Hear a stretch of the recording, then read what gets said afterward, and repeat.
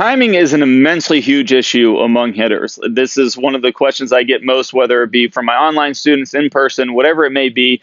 How do we time the ball? That's one of the first things we want to get into, even before we start building a good swing. And the reason is because it is everything. If we're not timing the ball up correctly, then we're not going to hit great. And if we are timing it up, we're going to have just absolute fireworks. So if you could go time the ball up perfectly every single game, you would literally be the best hitter on the planet. Well, if we don't understand the specifics on what it takes to have great timing, then it's going to be impossible to repeat it every day. In today's lesson, we're going to go over one of those very specific things that you need to know so that not only can you time pitches more consistently on a daily basis, but you're going to also immensely improve your mechanics, which they go hand in hand.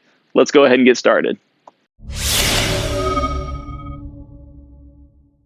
Now, we've touched on this in other videos in terms of what we're going to be doing with our step, with our stride, and how that works with timing. Well, again, this is where we got to get really specific, and that's what we're going to do today. So, first of all, the big issue that I see and that I get is a lot of players say, "Well, I time my swing with my lead foot by stepping. I like to time my swing. That's when my swing starts. I time the pitch when I'm stepping." I'll kind of show you what that looks like here. So I'm going to time my swing with my foot landing. Here's the big issue with that, guys.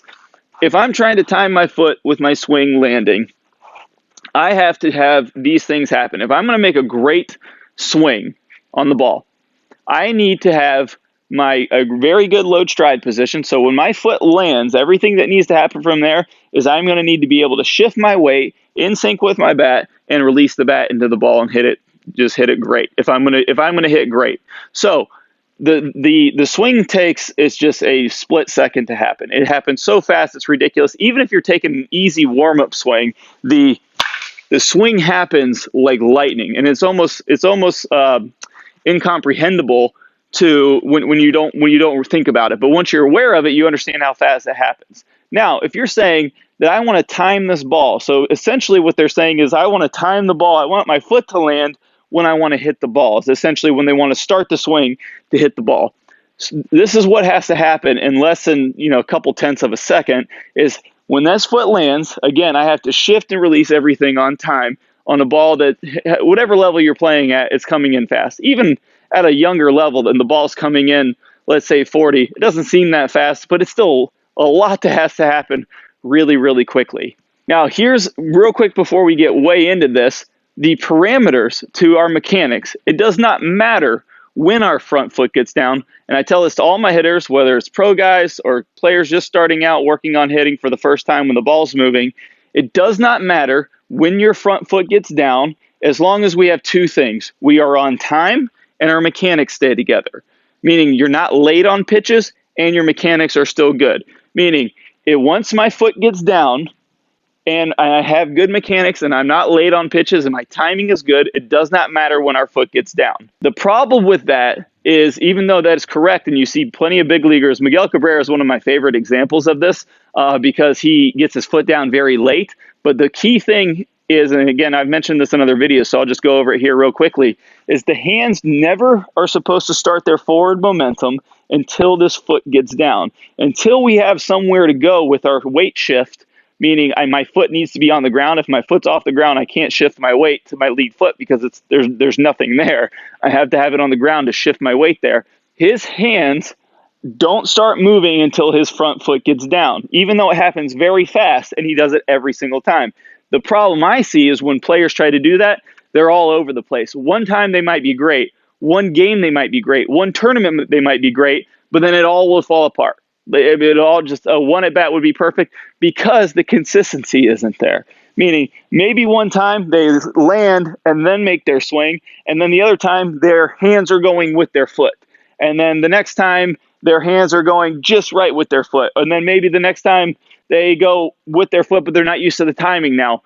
There's so many things that can go wrong if we're trying to step and hit. Now, again, if you're on time all the time and your mechanics are sound, then you can step hit all you want. But if you're like a lot of players that I've worked with and a lot of pro guys that I've worked with that have gone to an earlier stride, your consistency has a much better chance of going through the roof because the mechanics are guaranteed if we start, instead of trying to time the ball with our lead foot, we time it with something else. There's really only two other things that I highly recommend, and whatever works for you is great, but we can either time it with our weight shift, where let's just say I get my load stride down, or I get my load stride done early and the pitcher throws the ball. I can time it by shifting my weight, or I can time it with my hands.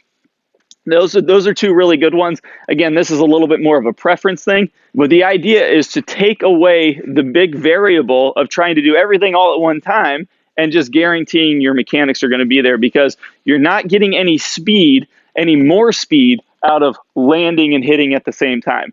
You're just not. We've run bat speed tests on this. If I'm trying to get a lot of speed, I can leave my front foot down on the ground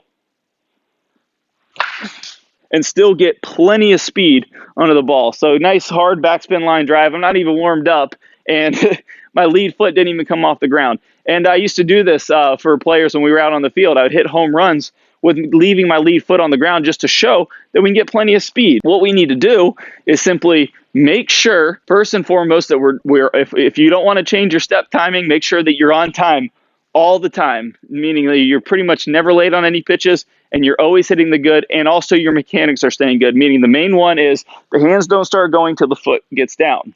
So just to show you a quick example of the two, this would be one when my hands start going at the same time as my foot. Again, very difficult to time up and almost impossible to get an efficient weight shift. And then here's one where I get my foot down and I can shift my weight into the ball. Now, the last big thing with stepping into the ball is this feels really good. It feels very nice. It feels very easy. It feels very natural to say, hey, I'm going to just step when I want to swing.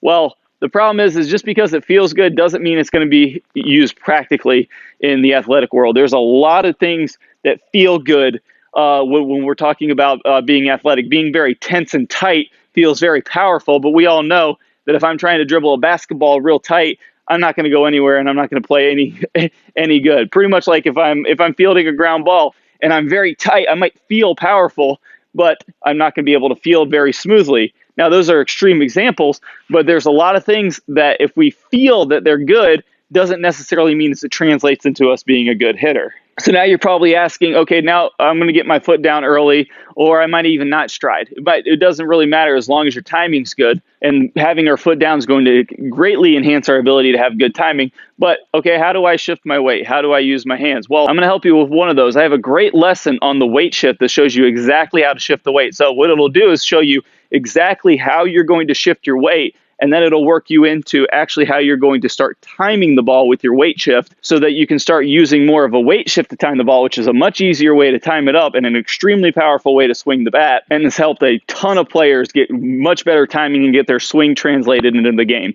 I'm going to play a preview of that video right now. You can get instant access to that video by clicking on the iCard, or if you don't see the iCard, you can click on the link in the description below. It'll take you right to it. Let's go ahead and get started. Start showing how our weight shift is involved with the release of the bat. We just simply need to understand exactly where we want to be in our weight shift. So we're going to get a lot more specific. We're going to be talking about the timing of getting the back pocket in front of the tee at the same time we're hitting the ball. But the first thing we need to do, guys, is we need to rep this out and make sure that we can definitely get the weight transfer that we need. So we're going to put our arms across our chest. We're going to get at least 100 repetitions